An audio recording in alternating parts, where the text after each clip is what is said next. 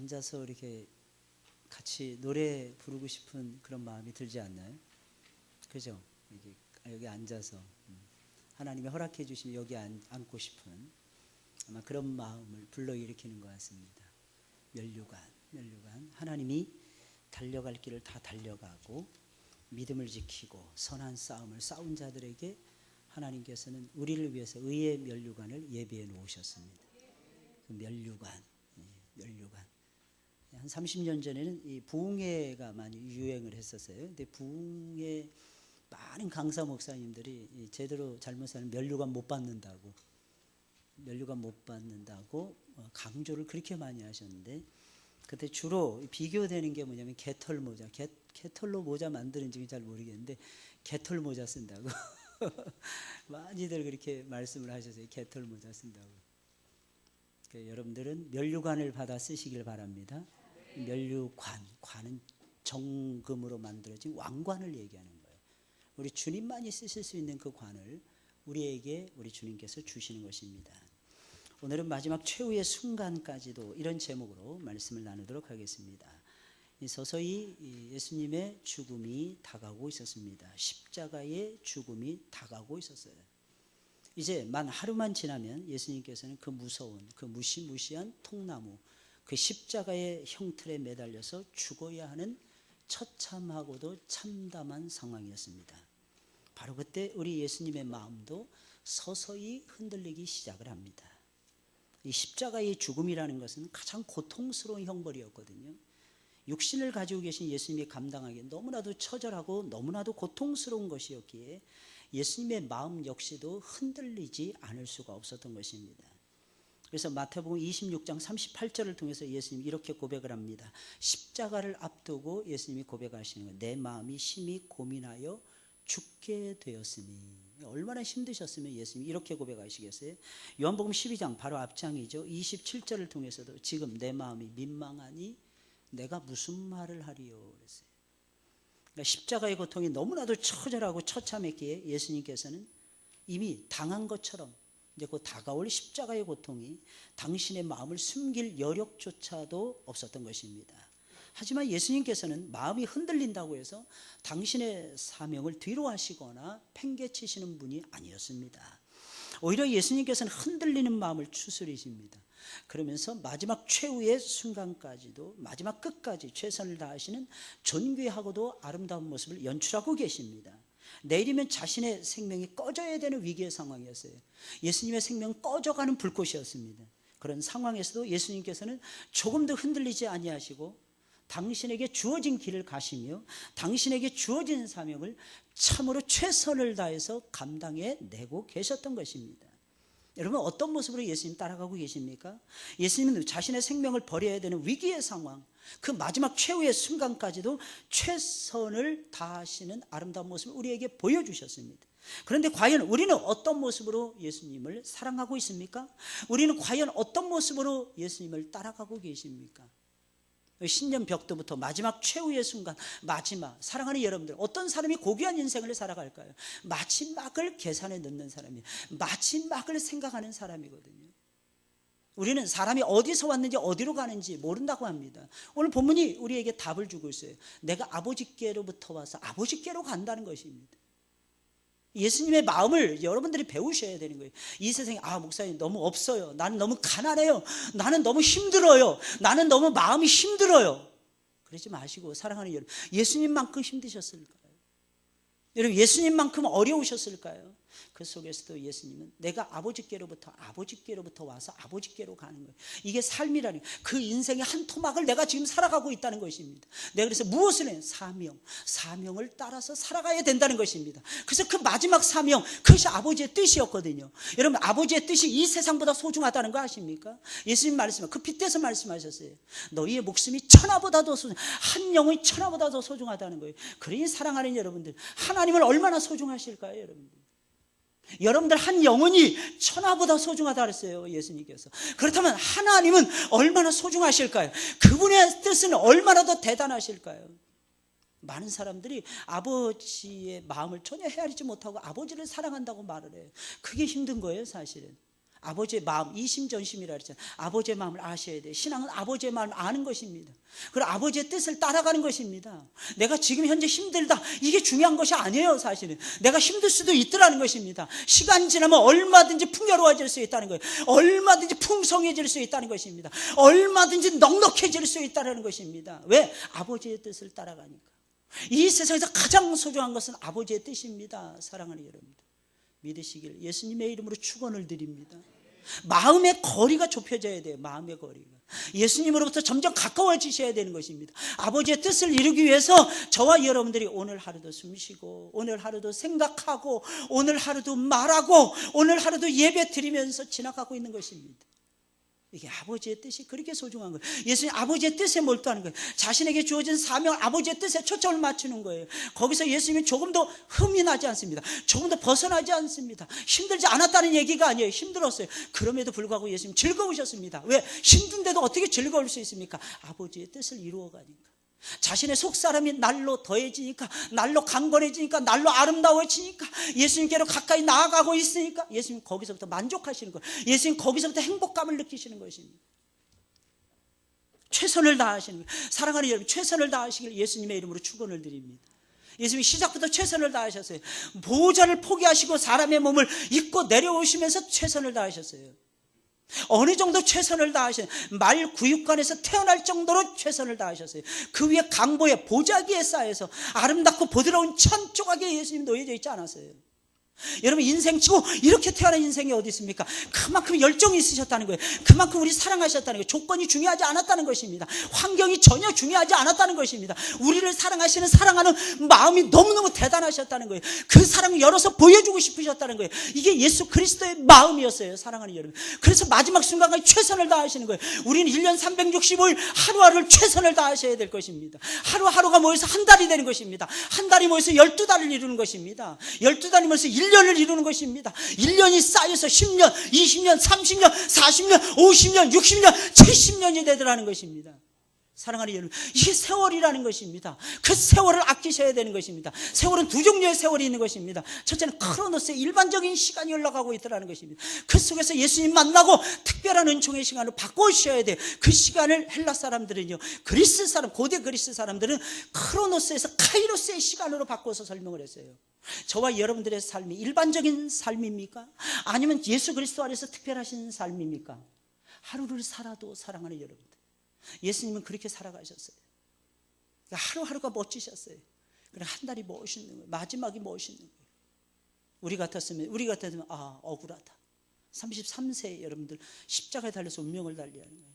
억울합니다. 하나님, 나에게 10년만 더 주셨으면, 5년만 더 주셨으면, 아니 3년만 더 주셨으면 12명의 제자들 플러스 또 다른 12명의 제자들까지 내가 만들 수 있었을 텐데, 예수님 그렇게 하지 아니하셨어요. 시간이 없다고도 하지 아니하셨어요. 예수님 마지막 십자가에서 내가 다 이루었노라. 최선을 다하시고, 정말 최선을. 우리는 말로만 그러죠. 피할 구멍이 없을 때는 내가 최선을 다해 보겠습니다. 그건 노입니다. 이거 하시면 어떻겠습니까? 예, 제가 목사님 최선을 다해 보겠습니다. 그건 안 나오겠다는 얘기, 안 하시겠다는 뜻이에요. 근데 예수님은 그러지 아니하셨어요. 예수님은 정말 말씀하신 그대로 사셨어요. 말한 것 그대로 지켜나가십니다. 예수님. 여러분들의 삶이 그렇게 되시길 주의 이름으로 축원을 드립니다.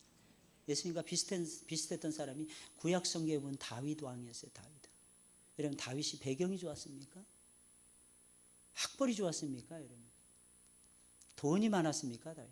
아니면 따르는 사람들이 많았습니까? 그의 아버지도 그의 형님들 조차도 다윗을 인정하지 않을 정도였어요. 내가 어디서 한가하게 심부름하는데, 아버지 심부름하는데 골리앗하고 심부름 맞는데 내가 일하기 싫어가지고 이 무슨 짓이냐 말이에요. 그의 장형이었던 엘리압이라는 사람이 그렇게 다윗을 책망할 정도였어요. 나중에 다윗의 이름 명성이 높아지니까 나중에 사울 왕이 식이 나고 선나서 다윗을 향해서 부르는 말이 있습니다. 다윗이라고 부르지 않았어요. 너 이새의 아들이요 그랬습니다.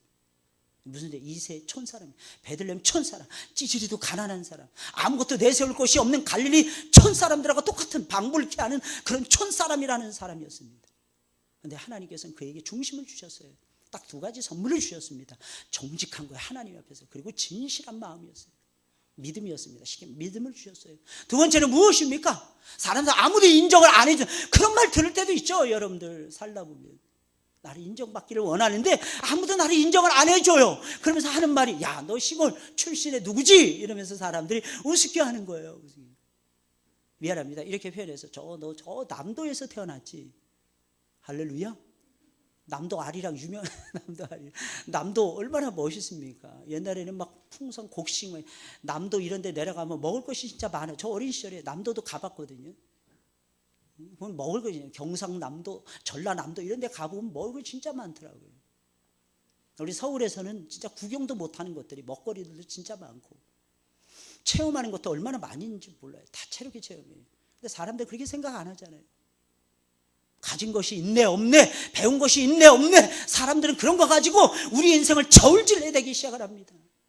사랑하는 여러분, 그때 우리 충격을, 쇼크를 먹어요. 그러나 사랑하는 여러분들, 예수 그리스도도 똑같으셨다는 거예요.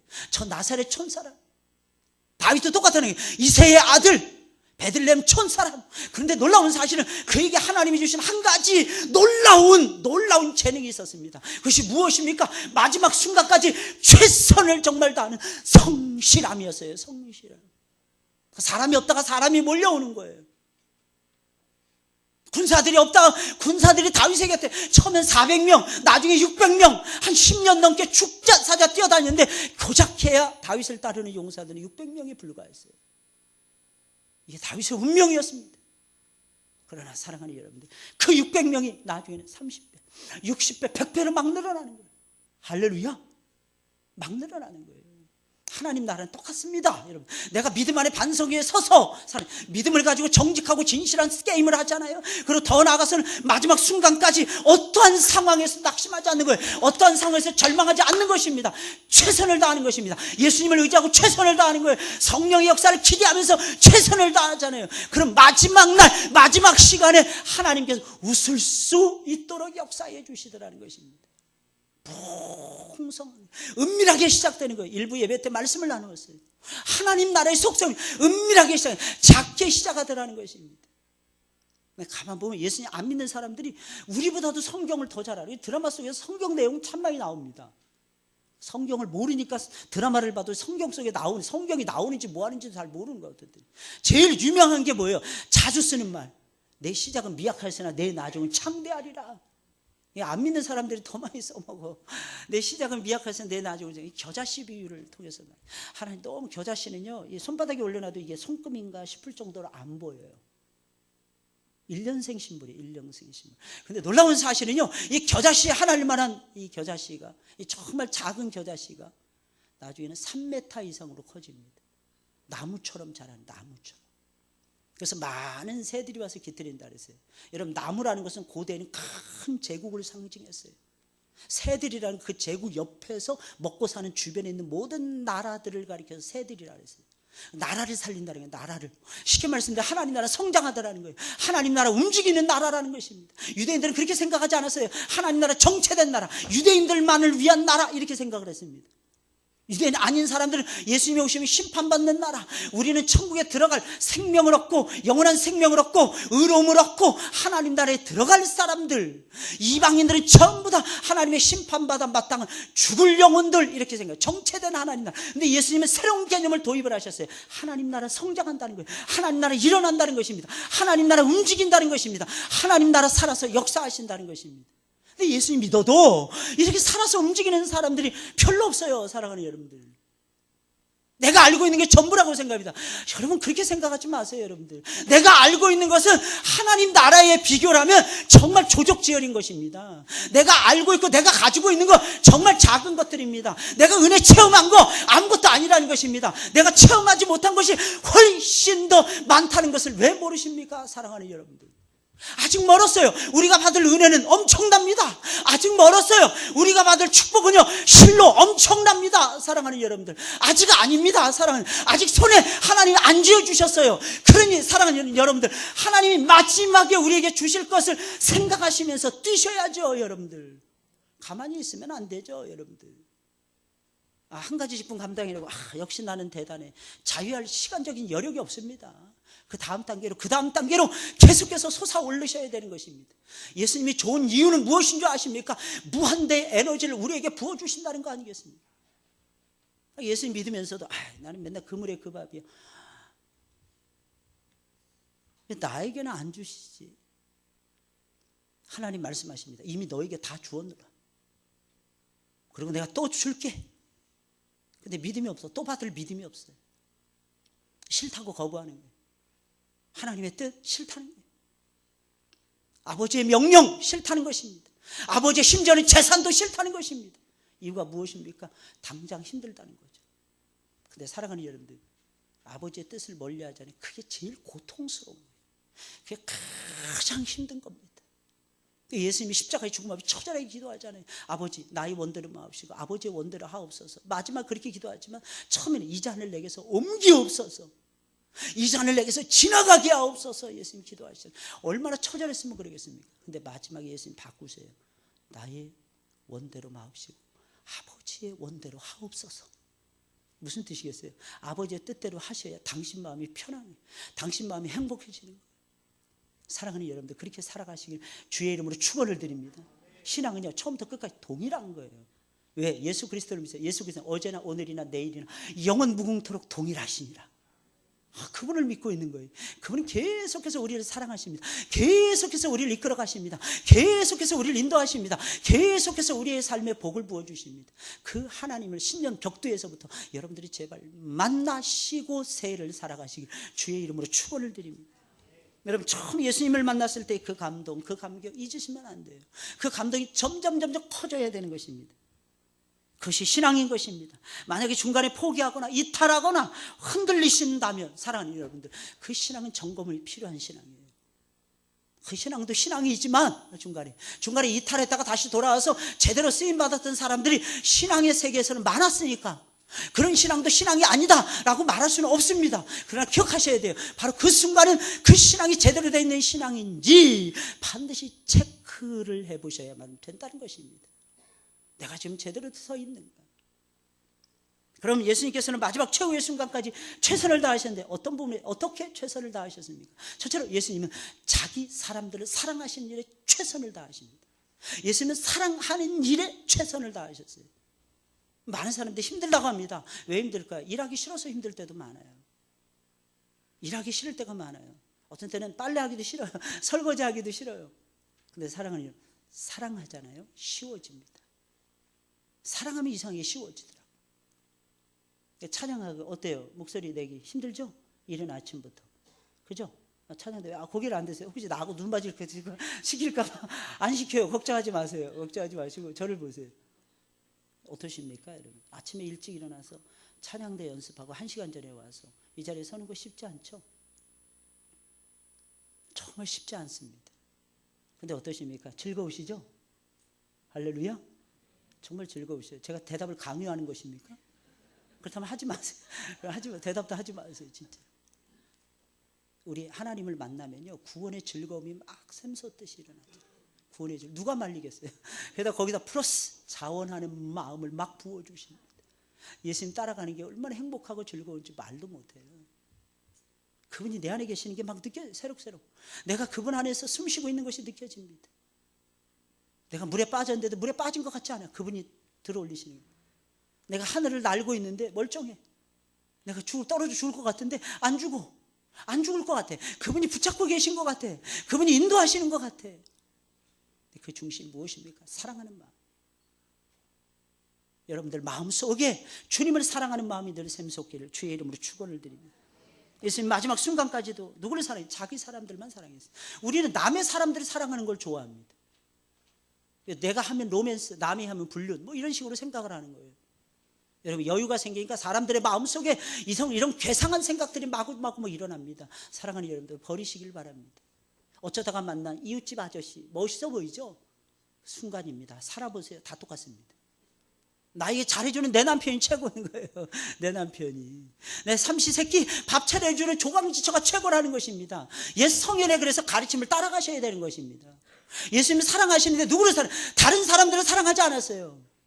자기 밖에 사람들을 사랑하지 아니하셨습니다. 예수님께 먼데 있는 사람들을 사랑하지 아니하셨어요. 예수님 가까이 있는 사람, 예수님이 자기 사람들을 사랑하셨어요. 여러분 성도들도 마찬가지입니다. 저 교회는 좋았는데 그 사람 은혜를 못 받고 있는 것입니다. 미안한 얘기지만 나는 우리 교회가 최고예요. 우리 교회가 좋아요. 오늘도 떡합니다. 얼마나 감사한지 모르겠어요. 떡이 이중적으로 떡을 했어요. 따블이 됐어요. 새로 오신 우리 부목사님이 잘 모르고 떡을 그냥 해버린 거예요. 그냥 선한 일이 열심히 내면 그냥 다 되는 줄 알고. 안 됩니다. 그렇게 해서 안 돼. 질서 있게 해야 돼요. 제가 그랬어요. 번호표 기다려야 된다고. 우리 교회에서는 선한 일 할 때는. 함부로 했다가 찍힐 수 있으니까 조심하라고. 그랬어요. 그랬더니 우리 권사님들한테 아이디어 좀 짜내라고. 떡을 두 군데서 동시에 하니까. 하나는 모시떡을 했는데 하나는 팔기로 했습니다. 팔라 그랬어요. 우리 권사님들 머리 진짜 좋으셔. 그래서 그걸 팔아가지고 다음 주에 또 떡 한다는 거예요. 할렐루야. 다음 주에 또 떡을 열심히 사가세요. 모시떡은 또 맛있잖아요. 떡 중에 떡은 모시떡이라. 이런 말 들어보셨습니까? 제가 한국에 와서 여러 가지 떡을 종류를 먹어보니까 떡 중에 떡은 모시떡이더라고요. 여러분 자기 사람들을 사랑하셔야 되는 거예요. 얼마나 행복하십니까? 할렐루야. 와서 예배 드리시는 거 얼마나 감사합니까? 저 1부부터 지금 3번째 지금 예배 인도를 해요. 얼마나 감사한지 몰라요. 왜 그런지 아십니까? 오늘 예배는 여기로 끝나니까. 할렐루야. 오후에는 제가 설교를 안 합니다. 그러니까 너무너무 신나는 거야. 그래서 오늘 몇 시에 끝날는지 알 수가 없는 거예요, 여러분들. 왜? 주님이 성령께서 역사하시는 대로 저는 설교할 테니까 오늘은. 오늘 이게 마지막 설교입니다. 최후의 설교입니다. 오늘은. 사랑하는 여러분들, 우리 사랑하자고요. 사랑하는. 예수님 그렇게 사랑하셨어요. 여러분 다른 것은 실패할 수 있죠. 그러나 사랑하는 여러분들, 사랑하는 일은 실패하시면 안 돼요. 이게 정말 어려워요. 어떨 때는 일하다 보면 부딪히시죠, 여러분들. 마음에 안 드시잖아요. 근데 자꾸 무슨 마음이 생깁니까? 미워하는 마음이 생겨요. 그러지 말아야지. 열심히 해도 마귀가 쑤시는 거예요. 야, 제가 너를 우습게 알아. 네 말은 무시했어. 마귀가 자꾸 그러는 거예요. 처음부터 쟤는 네 신앙을 인정 안 했다. 그래서 내가 회장인데 이래봬도 네가 회장인데 야, 쟤는 너를 아무렇지도 않게 생각해. 마귀가 주는 생각입니다. 여러분 바로 그런 현상 속에서도 저와 여러분들이 반드시 해야만 되는 일이 무엇입니까? 그 영혼을 사랑하는 거예요. 그 영혼을 존중하는 거예요. 마음에 안 들어도 품어주는 거예요. 예수님 마지막 순간까지 그렇게 하셨어요. 1절에 있는 말씀입니다. 다 같이 시작. 아버지께로 돌아가실 때가 이른 줄 아시고 자기 사람들을 사랑하시되 끝까지 사랑하시니라. 예수님 마음이 엄청나게 흔들리고 있었어요. 그런데 사랑하는 일에는 흔들리지 않는 거예요. 자기 사람들을 향해서 그 나아가는 그 마음만큼은 예수님의 마음이 요동치지 않았다는 것입니다. 여러분 이 세상에서 내 죽음의 문제보다 더 심각한 일이 어디 있겠어요? 근데 예수님은 그 죽음의 문제보다도 제자들을 사랑하는 일이 먼저였어요. 게다가 예수님이 그토록 사랑했던 이 사람들은 사회에서 인정을 받는 사람들도 아니었습니다. 의롭다거나 깨끗한 사람들이 아니었습니다. 인격적으로 성숙한 사람들도 아니었습니다. 대부분이 유대 사회 속에서 소외를 당하며 살아가고 있었던 갈릴리촌 사람들이었습니다. 손가락질 받는 사람들이었어요. 그럼에도 불구하고 예수님께서는 그들의 신분을 초월합니다. 그들의 학력을 초월합니다. 조건을 초월합니다. 배경을 초월합니다. 능력을 초월하십니다. 자신의 문제까지도 초월하십니다. 그러면서 예수님이 사랑하셨어요.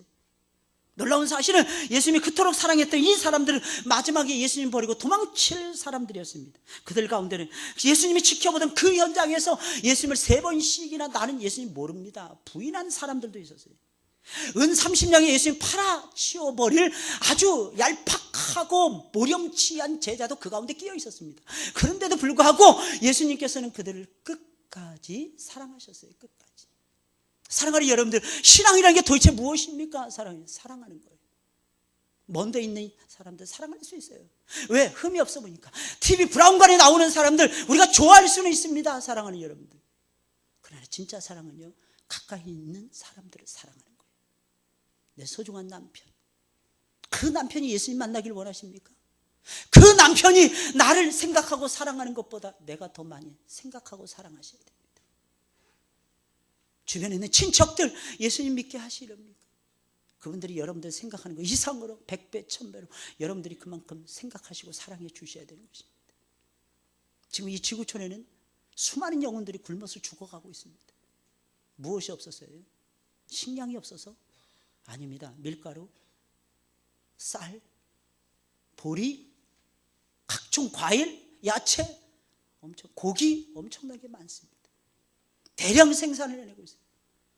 그런데 왜 죽어가고 있냐? 간단해요. 사랑이 없어서. 부자의 상에서 떨어지는 부스러기라도 나눠줄 만한 마음의 여유가 없습니다. 나서는 죽어가는 거예요. 오늘날에 하나님께서는 이 세상에 수많은 가난한 자들을 주셨습니다. 그들을 하나님께서는 돌보라고 주신 거예요. 얼마나 사랑하느냐 보시겠다는 거예요. 하나님께서. 예수님의 마음을 가지고 얼마나 접근해 가느냐 예수님께서 보시겠다는 뜻입니다. 사랑하는 여러분, 마지막 순간까지도 최선을 다해서 사랑하시는 여러분들이 되시길 주의 이름으로 축원을 드립니다. 한 번 누군가를 사랑하잖아요. 그럼 죽을 때까지 가야 되는 거예요. 결혼하기 전에 우리 청년들이 결혼 배우자를, 나를 얼마나 사랑하는 남자를 만날까 실패합니다. 나를 얼마나 생각해주는 여자를 만날까 실패합니다. 내가 사랑할 수 있는 남자를 만나고, 나를 정말로 내 사랑을 필요로 하는 여자를 만나고, 그랬을 때 비로소 사랑이라고 하는 꽃이 피게 되는 거예요. 사랑이라고 하는 열매가 나타나는 것입니다. 사랑하는 여러분들, 그렇게 되시길 주의 이름으로 축원을 드립니다. 둘째로, 예수님께서는 마지막 최후의 순간까지도 섬기는 일에 최선을 다하셨어요. 제자들의 발을 씻겨주시는 거예요. 오늘 본문 4절부터 10절까지의 말씀입니다. 길어서 그냥 넘어가도록 하겠습니다. 예수님께서는 제자들과 함께 저녁 식사를 나누시다 갑자기 벌떡 일어나시는 거예요. 그 겉옷을 벗으시는 거예요. 수건으로 허리춤에 두르십니다. 대야에 물을 담아오십니다. 그리고 제자들의 발을 씻기기 시작했습니다. 예수님께서는 제자들을 너무나도 사랑하셨기에 제자들의 더러운 발을 일일이 씻겨주시며 제자들을 향하신 당신의 사랑을 표현하셨던 것입니다. 사랑하는 여러분들 아십니까? 사랑은요 마음으로만 하는 것이 아닙니다. 사랑은 입으로 하는 거예요. 사랑은요 얼굴로 하는 것입니다. 사랑은요 표현으로 하는 것입니다. 기억하셔야 돼요. 예수님이 어떻게 해서 이렇게 제자들의 발을 씻겨주셨던 것입니까? 간단해요. 사랑했기 때문입니다. 사랑에 실패하지 않잖아요. 얼마든지 섬길 수 있어요. 코 흘리기 찔찔 흐리는 애기들도 사랑할 수 있어요. 마음에 안 드는 짓거리만 계속하는 어른들도 사랑할 수 있습니다. 이게 사랑의 위대함이에요. 근데 어떻게 사랑해요? 섬기는 거예요. 그들의 더러운 부분들을 닦아주고 씻겨주셔야 돼요. 닦아주고 씻겨주는 작업을 예수 그리스도께서는 계속 하시는 거예요.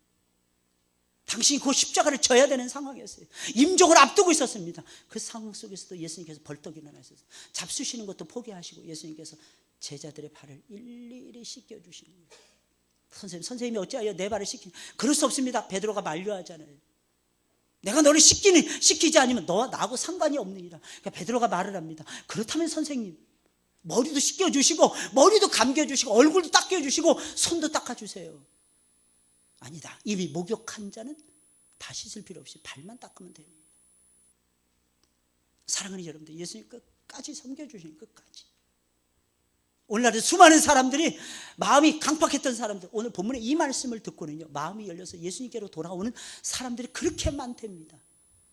왜? 예수님이 주님과 선생님으로서 닦아주셨으니까. 이렇게 되기가 쉽지 않죠. 예수님은 주님이셨어요. 너희가 나를 주님이라 부르고 너희가 나를 선생이라고 부르노라. 너희 말이 옳도다. 내가 주와 선생으로 너희를 섬겼으니 너희도 이와 같이 섬기거라. 예수님이 가르쳐 주신 위대한 말씀. 내가 너희를 사랑한 것 같이 너희도 서로 사랑하라. 내가 너희를 섬긴 것 같이 너희도 서로 사랑하고 섬기는 자가 되거라. 사랑하는 여러분, 천국이요? 언제 임할까요? 바로 이때 임하는 거예요. 이때 사랑하는 거예요. 나 배고픈데 여보 밥상 차려줘. 거기 알아서 거기서 먹어. 거기 있잖아. 거기 못 찾겠는데 눈을 어디다 두고 그래. 거기 있잖아. 거기. 이래가지고는 안 돼. 이래가지고 안 돼. 내가 돈이 없어. 당신이 나한테 돈 좀 벌어왔으면 좋겠어. 아니 내가 그동안 벌어주던 준 돈이 얼마나 많은데. 미안합니다. 이렇게 표현해서 정말 작게 벌어다 주고 자기 많이 벌어다 줬다고 생생되고 애들이 좀 속을 썩입니다. 남편이 들어옵니다. 애들 속 썩이면서 애 교육을 집에서 어떻게 시켰길래 당신은 뭐하는 인간이야. 사랑하는 여러분들, 그러니 애들이 힘든 거죠. 보면은 아빠가 그 정리를 해줘야죠. 교통 정리를 해줘야죠. 미안해, 내가 집안에 신경을 못 썼네. 일로 와봐, 일로 와봐. 아빠하고 얘기 좀 하자. 식탁에 앉아봐라. 소파에 앉아봐라. 여기 앉아보세요. 저는 아이들 훈육할 때는요, 존댓말 썼습니다. 우리 아이들이 여기서 아빠 왜 갑자기 존댓말 써? 존댓말을 썼다 하면 이게 무서운 거야. 사랑하는 따님 여기 앉으세요. 다 그러면 애들이 벌써 그냥 기도합시다. 다 그러면 벌써 겁을 내니. 근데 중요한 건요, 감동을 주더라. 감동을 줄 수 있더라고요. 저도 막 우라통이 터져서 성질 급한 아버지 밑에 자랐으니까 그걸 쏟아부어주니 이거 참고 막 이게 참고 누르고 기다리고 인내하고 그러면서 하나하나 미안하다 얘기해주고, 저는 여러분들이 1년 365일 미안합니다, 미안합니다, 사랑합니다 이 말을 입에 달고 좀 살았으면 좋겠어요. 어떤 부부가 황혼 이혼하기 위해서 찾아갔답니다. 판사를. 이혼 조정을 하는 거예요. 이혼 안 하기로 결심하고 돌아갔답니다. 이혼하러 갔다가 남편의 말 한마디 때문이었답니다.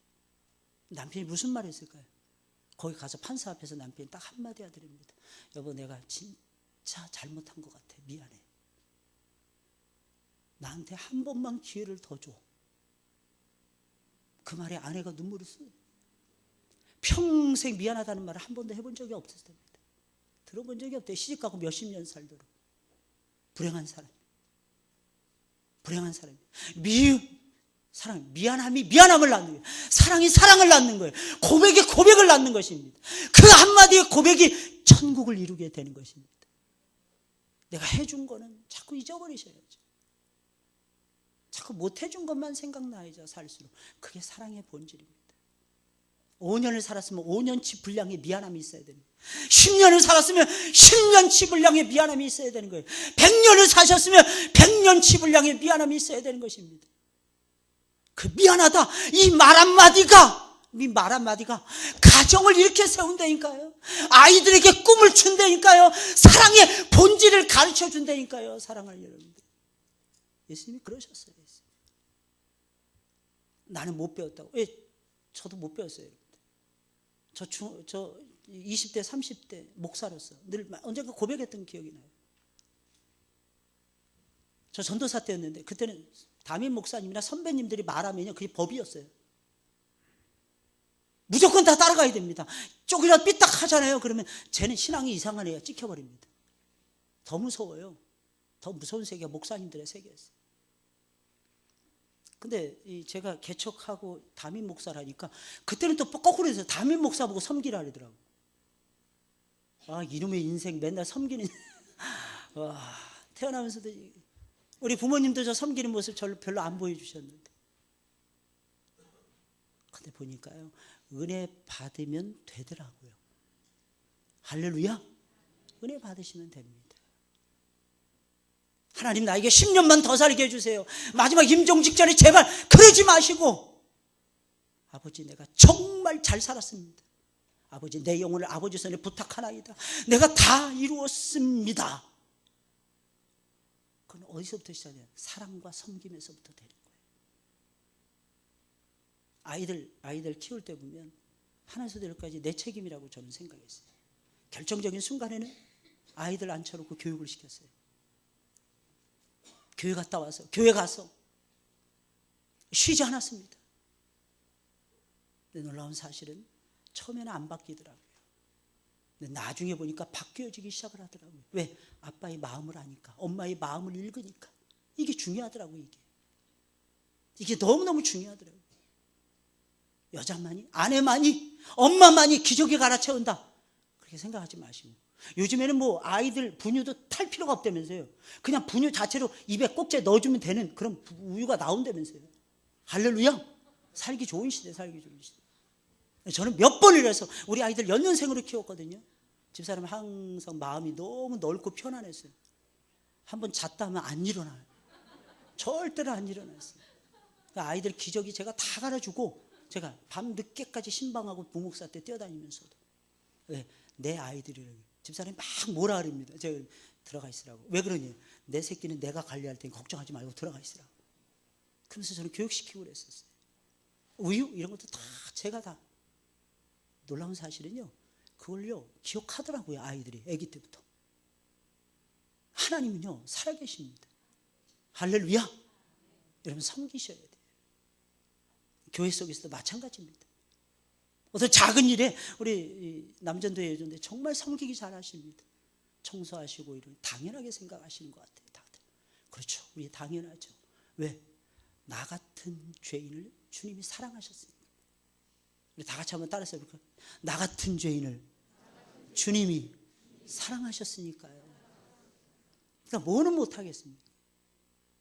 힘 닿는 데까지 다 하는 거죠. 힘 닿는 데까지 최선을 다하시는 거죠. 이게 섬김이었어요. 예수님은 제자들을 그렇게 섬기셨어요. 게다가 이 발을 씻겨주는 일은요, 그때 당시에 가장 천한 종들이 해야 될 일이었어요. 예수님이 하셨어요. 내가 주와 섬김 선생으로서 내가 한다. 집안에서도 마찬가지입니다. 청소기 돌리는 거 남편들이 힘이 좋으니까 좀 하셔야죠. 설거지 하는 거 남편들이 팔뚝이 굵으니까 좀 해보셔야죠. 힘 자랑하지 마시고. 아내들도 마찬가지입니다. 전구 갈아 끼우는 거 의자 놓고 얼마든지 갈아 끼울 수 있으면 내 할 일이라고 생각하고 갈아 끼우시고 불평하지 마시고, 그게 사랑의 도리라는 것입니다. 그게. 그러다 보면 가정이 천국을 이루어요. 그러다 보면 교회가 천국이 됩니다. 여전도에 만나면 좋습니다. 왜? 좀 모자라더라도 내가 사랑해야 될 대상이라는 거 알게 되니까. 예수님 그렇게 하신 거예요. 여러분들이 그렇게 살아가시길 주의 이름으로 축원을 드립니다. 마지막으로 예수님 어떻게 무슨 일에 최선을 다하셨습니까? 가르치고 기도하시는 일에 최선을 다하십니다. 가르치고 기도하시는 일에. 여러분, 제자들에게 예수님이 3년 넘게 가르쳤어요. 어때요? 많이 바뀌어졌나요, 제자들이?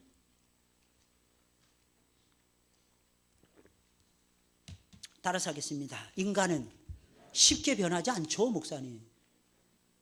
쉽게 변하지 않습니다. 그런다면 다 예수님 믿죠. 예를 들어 교회 왔어. 1년 만에 술 끊고 담배 끊고 모든 거 다 끊어. 사랑하는 여러분들. 그리고 주님 앞에 충성봉사를 다해. 1000에 1명 나올까 말까 합니다. 그럼 포기해야 됩니까? 예수님은 어떻게 하시냐? 또 가르치시는 거예요. 영혼을 변화시키는 4가지 코드를 오늘 주님이 설명해 주고 있습니다. 첫째는 사랑이에요. 두 번째는 섬김입니다. 세 번째는 가르치는 거예요. 가르치는 거 교육입니다. 교육. 네 번째는 기도입니다. 기도. 예수님 가르치고 기도하고 가르치시고 가르치고 기도하시고 기도하고 가르치기를 계속합니다. 마지막 순간까지. 이게 어디서부터 시작? 이게 오늘 본문에부터 시작을 해가지고요. 14장, 15장, 무려 16장까지 예수님 계속 가르치십니다. 기도는 얼마나 대단해요. 요한복음 17장 전체가 기도문이었어요. 전체가. 예수님 그 정도로 기도에 깨어 계셨습니다. 아, 내가 잘못 가르쳤구나 이렇게 생각하셔야 돼요. 변화가 안 되죠? 내가 잘못 교육했구나. 그리고 잘 가르쳤는데 기도가 부족했구나. 열매를 맺으려면 믿음과 인내가 있어야 되거든요. 믿음과 인내. 끝까지 믿어주는 거예요. 언젠가는 네가 변하겠지. 어거스틴의 어머니 모니카 여사는 15명의 아들을 낳았어요. 13번째가 어거스틴이었어요. 북아프리카의 히포 출신의 사람이었어요. 옛날에는요, 북아프리카가 제일 살기 좋은, 최고로 좋은 땅이었습니다. 그 가운데는 신도시들도 있었어요. 로마가 건설한 신도시들도 있었어요. 히포라는 도시가 있었는데 이 도시에서 태어났던 아들이 어거스틴이었어요. 17살, 18살까지 대학 들어가기 전까지는 얼마나 충성스러운 하나님의 사람이었는지 모릅니다. 근데 대학 딱 들어가자마자 변하기 시작을 했어요. 완전히 바뀌어지기 시작을 했어요. 세상 사람이 됐습니다. 그의 어머니가 날마다 울면서 기도하는 거예요. 하나님, 우리 아들 변화시켜달라고. 아무리 기도해도 변화가 안 돼요. 어느 날 모니카 여사의 마음에 낙심이 오는 거예요. 하나님, 내 아들은 안 변하나 보네. 그 소식을 히포의 감독이었던 한 사람이 들었습니다. 그 어머니에게 말하는 거예요. 기도를 받는 아들은, 어머니의 기도가 살아있는 아들은 절대로 망하지 않습니다. 그래, 낙심하지 마시고 계속해서 기도하세요. 그 어거스틴에 의해서 바울 이후에 최고의 예수님의 제자, 최고의 학자, 최고의 목사라는 칭호를 받던 사람이 어거스틴입니다. 기독교의 교리의 거의 80% 이상을 완성을 시켜버렸어요. 어거스틴이 대단한 사람이에요. 나중에 어느 정도로 변화됐느냐, 놀라지 마세요. 새들하고도 대화를 했답니다. 새하고 대화하신 분 있어요? 안 해봤으면 말하지 마세요. 여러분들 나는 신앙이 깊네 어쩌니 이런 말 하지 마세요. 나는 하나님의 체험을 많이 했네 어쩌고저쩌고 얘기하지 마세요. 어거스틴은 새하고도 대화를 나눌 정도였어요. 새가 어거스틴의 말을 알아들은 거예요. 어거스틴은 새의 말을 알아들은 거예요. 야, 이거 어떻게 설명이 됩니까? 은혜죠. 하나님의 은혜. 할렐루야. 은혜. 단지 우리는 이렇게 은혜로다, 은혜로다. 이렇게밖에 묘사할 수가 없어요. 사랑하는 여러분, 사람을 구원하고 사람을 세워가는 4가지 코드 잊지 마세요. 그것을 위해서 우리는 1년 365일 최선을 다하셔야 됩니다. 첫 번째가 사랑하는 마음이에요. 사랑하는 마음. 부모가 자식을 사랑하는 마음 이상으로 우리가 영혼을 사랑해 보세요. 내 새끼를 사랑하는 건 당연한 겁니다. 남의 새끼를 사랑할 줄 알아야 되는 거예요. 다른 자식들. 근데 그 사람들이 하나님의 사람들이 되기 위해서 준비되는 사람들이에요. 어떻게 될까요? 사랑하셔야 돼요. 얼마나 관심을 갖고 계십니다. 관심을 갖고 계십니까, 여러분들? 잘하네 못하네 학생들을 향해서, 아니면 주일학교 아이들을 영혼을 향해서, 아니면 셀원들을 향해서, 우리 셀장님들 어떻게 생각하고 계십니까? 잘 나오는 사람 이쁘죠? 예배 잘 참석하는 사람 정말 좋죠? 그러나 예수님은 잃어버린 한 마리의 양에게 마음이 가 계셨습니다. 섬기셔야 됩니다. 어떻게 섬기실까? 고민하셔야 됩니다. 무엇을 통해서 섬기실까? 저와 여러분들 끝까지 고민하시고 최선을 다하셔야 됩니다. 그리고 저와 여러분들은 하나님의 말씀으로 교육을 해야 돼요. 하나님 말씀을 계속해서 들려줘야 돼요. 말씀과 기도로 통하지 않고서는 변화될 영혼들이 없습니다. 열심히 가르치셔야 돼요. 그래서 가르치는 분들은 행복한 사람들이에요. 그리고 기도하셔야 됩니다. 자녀를 키울 때도 기도하셔야 돼요. 그 아이에게 말씀을 들려주셔야 됩니다. 여러분들의 가정에 가정 예배가 살아있어야 됩니다. 아침이면 아침, 저녁이면 저녁 하나님 말씀을 나누는 시간이 필요하더라는 것입니다. 아니면 혼자서라도 나누셔야 돼요. 그러면 하나님께서 기뻐하시고, 하나님께서 열어주시고, 하나님께서 갚아주시고, 하나님께서 채워주시고, 하나님께서 풍성하게 해주실 것입니다. 게다가 영혼을 살릴 수 있어요.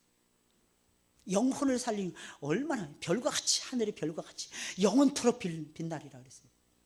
사람을 옳은 대로 인도하는 자는 하늘의 별과 같이 비추리라 그랬잖아요. 여러분, 빛나는 인생 살아가시길, 별과 같은 인생 살아가시길 예수님의 이름으로 축원을 드립니다. 우리 찬송을 부르면서 준비하신 예물 하나님께 드리겠습니다. 499장이에요. 499장.